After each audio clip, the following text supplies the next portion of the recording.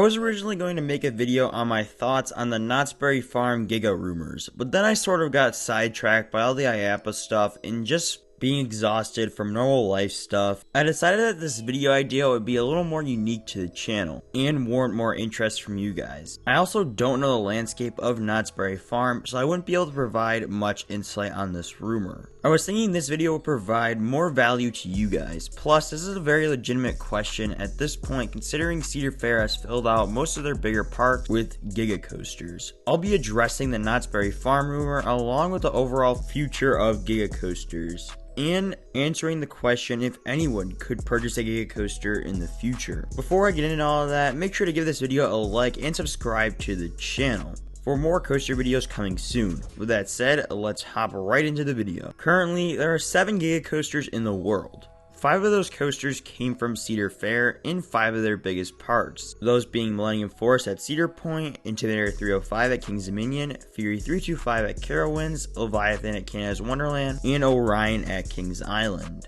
Outside of that, there's Steel Dragon 2000 at Nagashima Spa Land and Red Force at Ferrari Land, which is a non-traditional Giga Coaster that features a launch instead of a lift tail and a much shorter layout.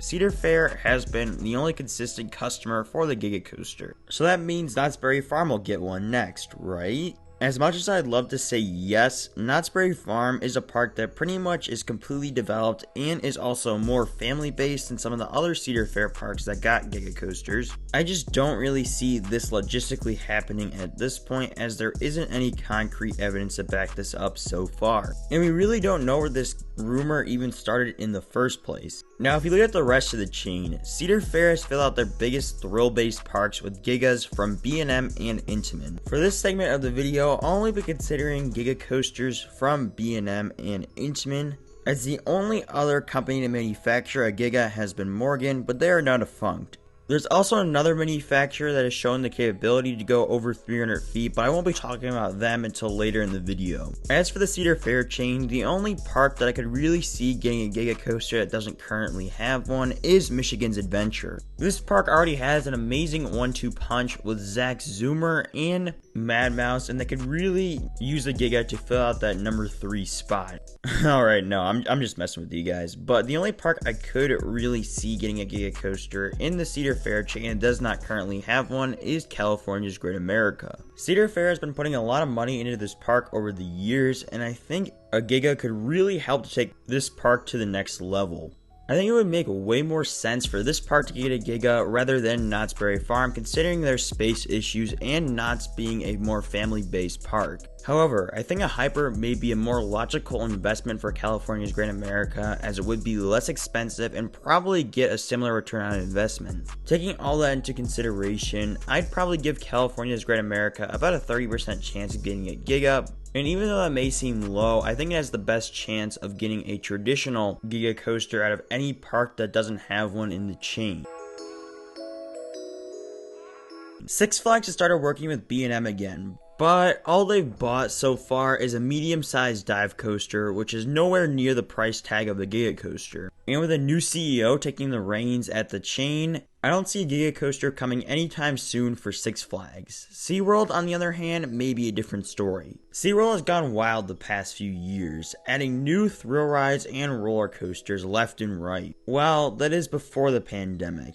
SeaWorld has greatly shifted their focus toward thrill rides at their parks, and that may lead to them adding a Giga Coaster to one of their parks. Busch Gardens Williamsburg was rumored to get an Intamin Giga Coaster for a long time, and this is probably still a possibility. I also wouldn't be shocked if Busch Gardens Tampa got a traditional B&M Giga Coaster down the line. That would be a perfect fit for an expanding park and would give the park another capacity monster. I don't think a park like SeaWorld San Diego could get a Giga due to their height limit, but I do think SeaWorld San Antonio could be able to get a Giga Coaster if they wanted to, using some of that undeveloped land that park has. I also wouldn't put it past SeaWorld Orlando to get a Giga Coaster if Busch Gardens Tampa doesn't get one.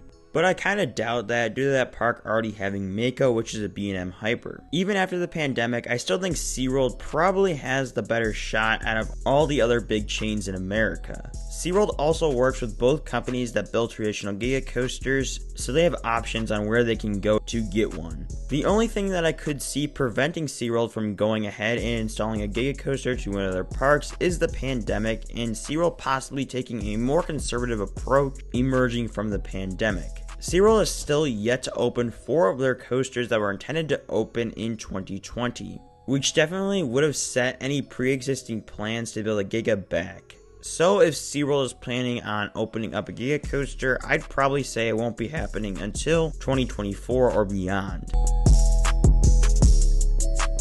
Outside of these chains, I don't really see anyone installing a Giga Coaster in America. There's no park in the country where it would make logical sense for them to install a Giga Coaster. One of the top candidates would have been Hershey Park, but there's multiple reasons why they won't get a Giga Coaster. For one, they just installed a B&M Hyper, even though they already have a Hyper Coaster. Most people question why Candemonium wasn't a Giga Coaster, and that was due to some odd restrictions in Derry Township. I think it's possible we could see a Giga from Universal, but I highly doubt this. Maybe a random park in America could defy all logic and get a Giga Coaster, but we'll just have to wait and see. I'd probably bet on at least one more Giga happening outside of America. Whether that ride will be a coaster like Red Force or something more traditional like an Intamin Mega Coaster, I think that someone will build a Giga at some point overseas. Energylandia is a top candidate for this, as they have been adding Star Coaster after Star Coaster over the past few years. I think it would also be possible that some random park in China could build a Giga Coaster as well, with all the roller coasters they have been getting. I don't know which park in China would potentially get a coaster like this, but it wouldn't shock me if someone breaks 300 feet in China. If we don't see another traditional Giga Coaster at some point, I think the saving grace for Giga Coasters will be the RMC T-Rex. The RMC T-Rex is basically the ultimate roller coaster model. This model can go beyond 500 feet, or it obviously can be a bit shorter. This model is a bigger version of the RMC Raptor model, as it is a single rail model, but instead this coaster model will have 2 across seating and will be like a supersized version of the Raptor model. This would open a whole new world of possibilities, like Cedar Point potentially aiming to add a 500 footer. Now I know that wouldn't be considered a Giga Coaster, but at this point I'm just talking about coasters that are taller than 300 feet. I would say that it's more likely that some random park will buy a T-Rex over a more traditional Giga Coaster and make that T-Rex over 300 feet. The advantage that the T-Rex has going for it is the uniqueness factor, and that single rail coasters aren't very common, at least yet. Once this model hits the markets, I think someone is bound to take advantage of the T-Rex's seemingly unlimited potential in terms of height. Giga Coasters are probably trending toward the end, at least in their current state. But I think that we'll probably see a couple more Giga Coasters. I think there's enough in the T-Rex and other models that may be able to reach Giga status to intrigue at least one park to buy one. However, I'm not quite sure if we'll see a traditional Giga Coaster ever again, but who knows. What do you think about the future of Giga Coasters? Do you think we'll see more of them? What parks do you think could potentially buy one? Make sure to let me know all those thoughts down in the comments below. Also, make sure to like this video and subscribe to the channel for more roller coaster content coming soon. With all that being said, guys, I'd like to thank you all for watching, and I'll see you all in the next video.